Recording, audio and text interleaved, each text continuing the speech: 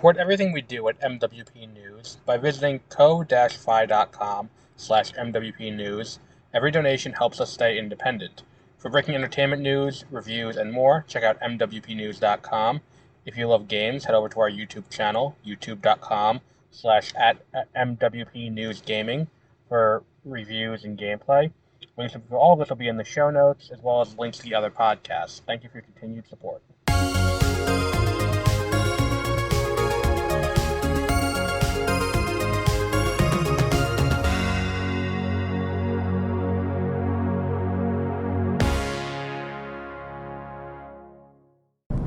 Good evening and welcome to the Backlog Files. I am Adam. I don't think we've done this game yet, which is weird because we've done now, this Friday will be 7 weeks of it on the YouTube channel. We're talking about Disney Extreme Skate Adventure, which was a game that came out, I want to say in like 2003 for the GameCube, and I don't think that's a legal license plate. It was on PlayStation, that's what I played it originally on, and I've played it recently on the, what was that game? On the GameCube. It's been the more recent version, but it's from that generation, and this is a kind of kid-friendly version of, what's that one? Tony Hawk Pro Skater. I think it's even built in the same engine, if I remember correctly.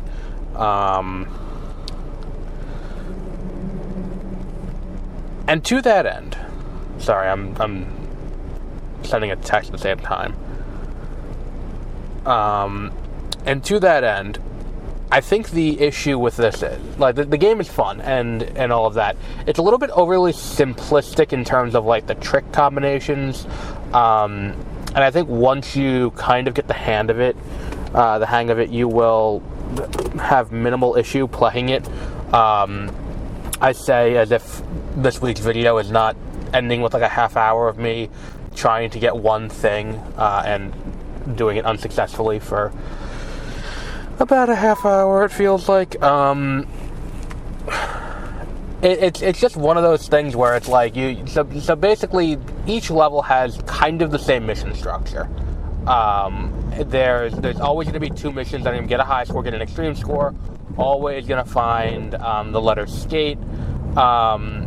And then there's going to be other missions that are related to what you're doing, where it's like a lot of times it's going to be do a specific trick off of this object, grind this thing, go from point A to point B, which will involve you jumping and doing stuff like that.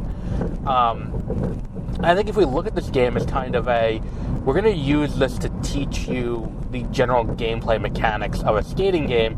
It's really kind of interesting. It's like that game that came out a few years ago, that Metroidvania that Disney did, Illusion Island, I think it was called, where it was like, this is going to teach a kid how to play a Metroidvania. So it's, it's designed in that way. And I think it does a pretty good job of that. And the thing that's really going to loop people in is the fact that the game has, The game has a ton of,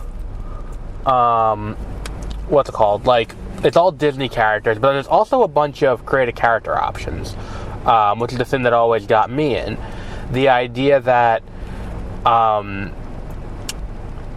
you can play as yourself. And I think that as someone who had this but didn't have Tony Hawk, because my parents are strict constructionalists when it came to the ESRB, it's an interesting thing where you get to know all these various options. You unlock more customization options as you do more missions, and that's how you can do more stuff in this world. I like the hub world, and I think it is a sign of the times that it is a little bit small, and each level isn't massive. But considering you get basically 10 unique levels is pretty astonishing considering what this is. You have 3 movies that you will play through the plots of, basically. And play through the plots is kind of loose. Because there's The Lion King, where you have 3 levels. You have you have Pride Rock, you have the Elephant Graveyard, and then you have Scar's Canyon, where you basically play through, and at the end you have to defeat Scar. Then in there's Toy Story, where you start in Andy's room, then you go to Pizza Planet, and then you go to Zurg's world, and you go through, you unlock. You're playing through mostly Toy Story 2 there, and then the third one is Tarzan, where you start in the jungle, then where the humans are starting to show up, then you end up at the human camp, and then you end up on the boat. I think the boat's probably the weakest level of the entire game, and I haven't even done, like, that's the thing. I'm kind of like, when I started this, my goal was we're going to unlock everything. We're not going to do all the gaps and stuff like that, because I'm not skilled enough to do all the gaps, because, like, that thing is that it's like, this is one of these games that's like low skill floor, high skill ceiling, which is the kind of game I like, because if I want to play it, I will play it, and if I don't want to play it, I can stop at the point where I'm like, this is too much for me. So low skill floor, high skill ceiling, and I think that's kind of where this meshes in kind of well. All of that said, I think there is some jank, and if you watch the lengthy videos that I've had on YouTube, youtube.com/@MWPNewsGaming, you can see I've got, or if you go to mwpnews.com, it's one of the linked things on the tab for videos and podcasts. It's the linked thing. If you look there, you'll see just how janky this is. Now, granted, I'm playing this on redacted, and it's not, there are things that go with that. So, like, there are slowdowns, and I don't know if this is an issue that also happened on the GameCube. I would certainly hope not, but at the same time, my computer is more powerful than a GameCube, and I don't have these frame rate drops when I'm playing other games, but specifically when I'm playing it on this, I get these massive frame rate drops, which is really noticeable in the soundtrack. And it's like, the soundtrack is good. Let's not discount the soundtrack, because you do get this really cool kind of it's cool music for when it came out in the early 2000s. You get some late 90s, and then you got Sell Out by, you got Pacific Coast Party. You got, like, there's a lot of really, great music in this soundtrack. The issue is, it's short, so if you're playing it for any length of time, you will hear all of this, all of these songs more than once in a play session, and it can get repetitive very quickly. So maybe a slightly deeper soundtrack would have been nice, but I'm not going to hold it to that, considering this was a game, like, it was Tony Hawk for kids, so it did what it was supposed to. The character customization, I think, is pretty deep, and they have some really cool options. You can make a robot. I think that's pretty cool. There's a lot of shirts, a lot of board options. It's one of those things that, like, for me, this is kind of a foundational game in terms of character customization. Like, the idea that, like, hey, I can make this character look exactly how I want, maybe like me, maybe not like me, who knows. But that was something that was a really cool thing to see, as an option in a game, and I was like, oh, let's see this happen more. I think that, like, there is a repetition to it when you're trying to get to 100%, because that's where I am now. The issue very quickly becomes, you have to, okay, so, like, when you go through as the kid character, you start out in what's called Hollywood, which is your home area. There's sponsored content there. There's McDonald's. There's Nokia, and they have missions that are related to McDonald's and Nokia.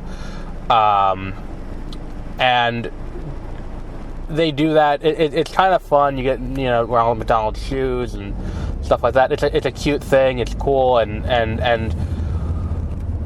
then you get to go through these film reels into the other things. So, like, there's a portal to Andy's room, there's a portal to every level, and as you complete missions in these levels, you unlock the later one. You complete 4, you get the next one. You complete 8, you get the third one, and so on and so forth. And one of the missions in every one of these is to collect 25 of some collectible for the kid character, it is it's a medallion. For Bullseye, I believe was a character, you get a horseshoe. For Zurg, it's his gun. For what was it for Woody? Woody was Woody the sheriff badge, or was that Jesse? You get haunches you have to collect for what's it called for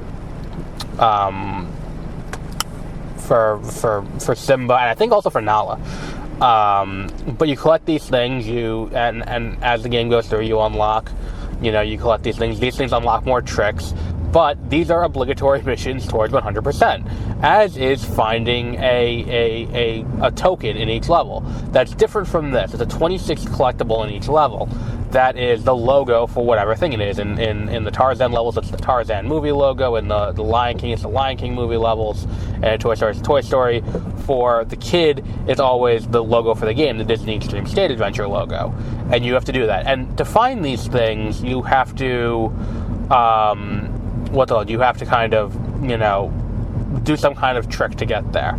I noticed in the Lion King, or in Pride Rock, 2 of the Lion Kings are in the same spot. Cause I did them back to back last night, and I was like, that's disappointing. Cause I finished Rafiki last night, and I did the first level of Simba, because that's where I got stuck. And I think that this leads me to my other big issue with this game, where it's like, if you collect too many of the bonuses, and there are these gems that you can collect across the level, it's another thing that you can collect, and each one you collect will increase your stats, and your stats will just end up looking like a fucking monster by the time you get to the end, which is where I am, because I've completed everything in all the levels. I think there's a few of the stat gems I'm missing, and I haven't done any of the, I haven't finished the Lion King yet, and I haven't finished Tarzan yet, but I think I've gotten most of them at this point, and there's a good chance that in Hollywood I didn't get some of the higher up ones that are more annoying to get to. I was like, fuck it, I'm not going to collect the stat gems at the top. But the point in all of this is, like, once your stats get too high, you end up jumping and moving way too fast. And not in this is an unruly thing, but this is a game that kind of requires some precision platforming, for lack of a better word. You have to be able to, like the haunch that I got stuck trying to get yesterday for like a half hour, and you'll see that on Friday when the video goes up. The haunch I got stuck on was, you have to, jump down off of Pride Rock, grind off this log, onto this other log below it, and then off that onto a third log. The issue is, I think my jump stat is too high, because I keep just clearing the third one, and I'm like, there's no way that this game has A, the physics engine, or B, the intent for the player to jump off mid-grind, and while you're moving, maintain your momentum and land on this thing. And I'm like, there's no way that's what they're looking for here. So I think what it is, and there are other times I've encountered this where it's like I'm trying to get something, I keep jumping over it, because A, your speed's too fast, and B, you're jumping over, which is a problem. I think also this is something, and I think this is again product of the time. The game's engine is tied to the frame rate. This was an issue that we saw in Kingdom Hearts when they first put Kingdom Hearts 2 on the PS4, and they upped it to 60 frames. There were things in the game that were tied to the frame rate, not like actual time. So like the fight against Saïx in at the end of the game is inherently tied to the frame rate, to the point that you will get stuck in hit the bar filled up way too quickly, because it's just like the frame rate's double what it was initially. You have half the time now. Congratulations. And that's kind of what this felt like a little bit. That is not how that works. You couldn't just wait the 12 seconds to okay, whatever. But yeah, I enjoy this game. I think that like a lot of it holds up pretty well. I don't think we're ever going to get a remaster of it though, because the Lion King, the rights to Tarzan are kind of in a weird space right now. Which is why, like, if you play Kingdom Hearts, you'll notice, hey, why did they never go back to Deep Jungle, even though Deep Jungle is kind of an integral part of Kingdom Hearts 1. And the reason is because there's an issue with the rights with the estate of Edgar Rice Burroughs, which is going to be which is the thing that is going to lead them to not remake this, unless something where they negotiated the rights, like Kingdom Hearts, where it's like the rights were negotiated including remakes, or the estate just doesn't care to litigate, whatever it is. Either way, that's kind of the weird place they're in with this. So this is probably never going to come back. Plus, there's also the question of, like, do we really want to continue? Oh, never mind. This game is a lot of fun. If you can find it, I would definitely recommend you pick it up and play it. It's definitely worth, it's worth it. It's worth your time to play through it, especially if you're someone who likes, if you're someone who likes skating games. This is a good amount of fun. Just don't get bogged down in the need to 100% it. Play through as the characters you want to play through as.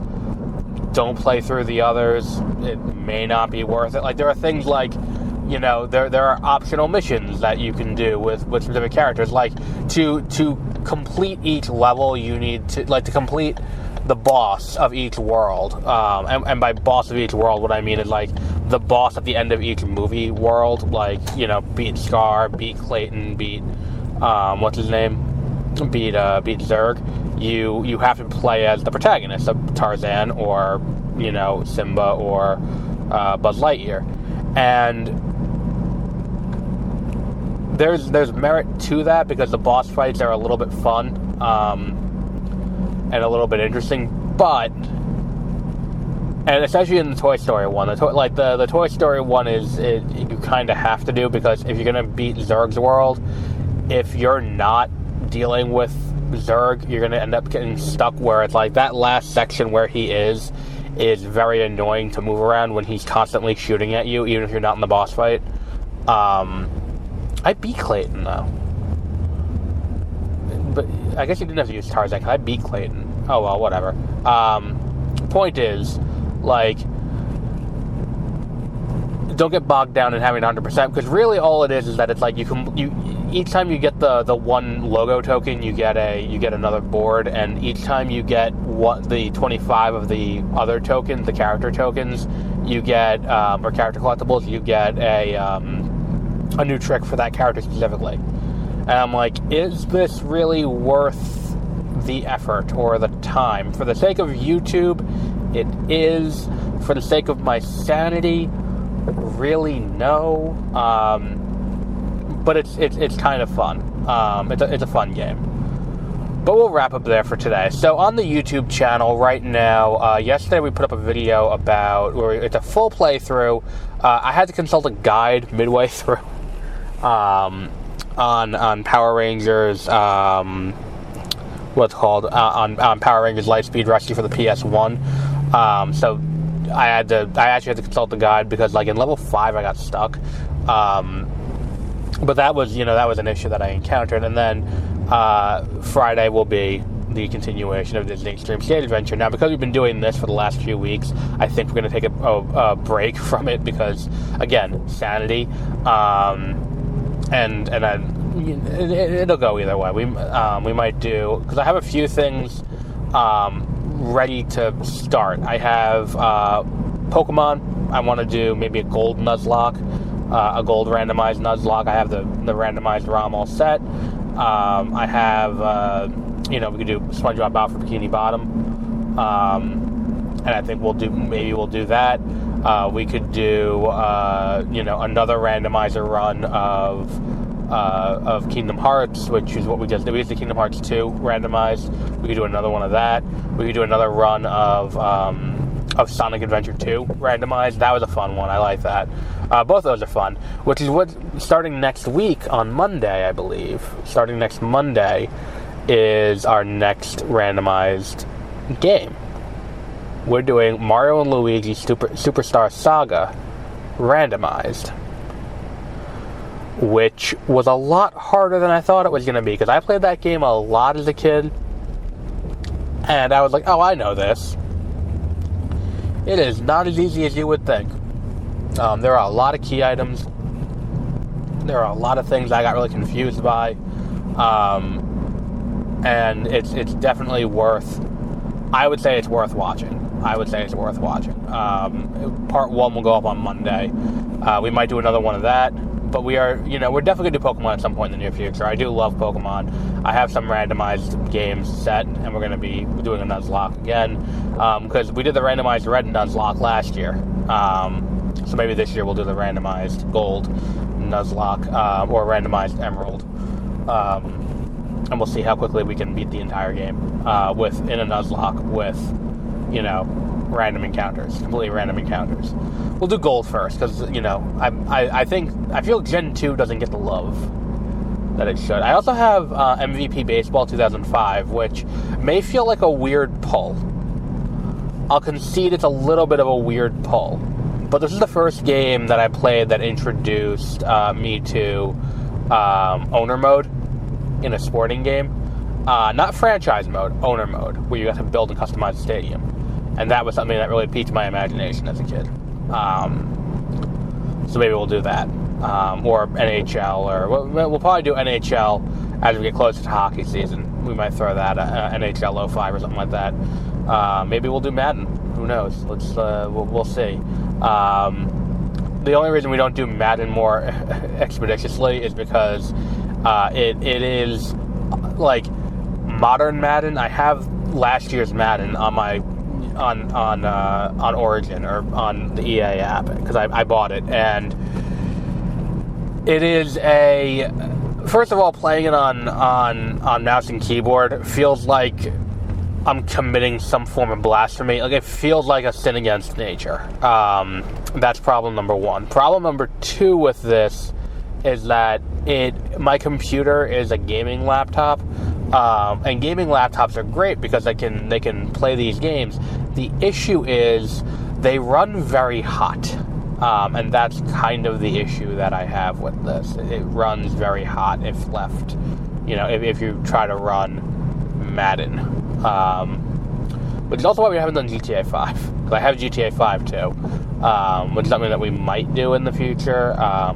Again, if we can get people to support and we can end up in a place that I can get like a desktop that can actually run these things, we will definitely do more. We will definitely do more things. The new website is there. If you want to go on and support us, you can go to co-fi.com/MWP News. You can go on the website. We're going to set up later today subscription tiers, so that way we can, and see if you want to help out that way. If you want to subscribe, if you go on the website, if you join, you can join the conversation. You can't comment unless you are a subscriber, and that was by design. But yeah, we'll wrap up there for today, and until our next episode, have a great rest of your week.